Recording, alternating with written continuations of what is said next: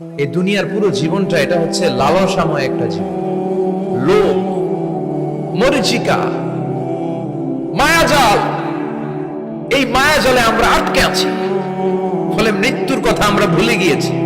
পাগলের মতো ছুটছি, আরো টাকা লাগবে, আরো খ্যাতি লাগবে, আরো যশ লাগবে, আরো দাপট লাগবে। আমার এত টাকা দিয়ে কি হবে?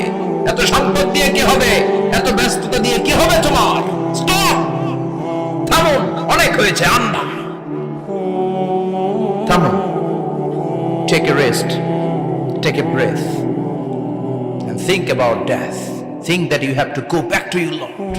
একটু বসেন না, একটু ভাবেন যে আমাকে চলে যেতে হবে, চলে যেতে হবে। এই কোলাহল, এই ব্যস্ততা, এগুলো থাকবে, থাকবো না আমি। সাইয়েদনা ওমর ফারুক বলেছেন, মুতু ক্বাবলা আন তামুতু, মরার আগে একবার মরো। হাসিবু ক্বাবলা আন তুহাসাবু আলাইকুম, তোমার হিসাব নেওয়ার আগে তুমি একবার নিজের হিসাবটা করো না। কাগজ বের করে একটু লিখো না, কি কি ভালো কাজ করছিলা, যেগুলো দিয়ে নাজাতের ওসিলা হতে পারে। 1 2 3, আর কি কি আকাম কুকাম করছো দেখো না, লিখে দেখো তোমার অবস্থাটা কি। মরার আগে একবার মরো। মরার আগে খাটের মধ্যে শুয়ে শটান করে চোখ বন্ধ করে একবার মরার ভান করে দেখেন কেমন লাগে। চোখটা বন্ধ করেন আর ভাবেন আপনি নাই, কি কি হতে পারে ভাবেন। আপনার ছেলে মেয়েরা কান্না জুড়ে দিবে, আপনার প্রাণের স্ত্রী বিলাপ শুরু করে দিবে, বন্ধু বান্ধবের চিৎকার আর মাতম, স্থানীয় এলাকার মসজিদে ঘোষণা, অমুক এলাকার নিবাসী অমুক ভাই, অমুকের ছেলে অমুক দুনিয়ায় নাই।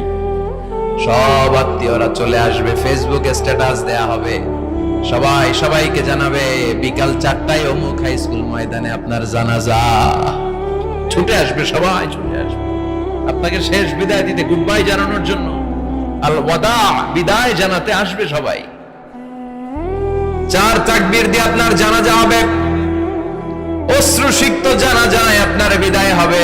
কাঠের খাটিয়ার মধ্যে করে কাঁধে তুলে আপনারে কবরে নেওয়া হবে। আগে থেকে খুঁড়ে রাখা কবরটার মধ্যে আপনারে বিছিয়ে দেয়া হবে।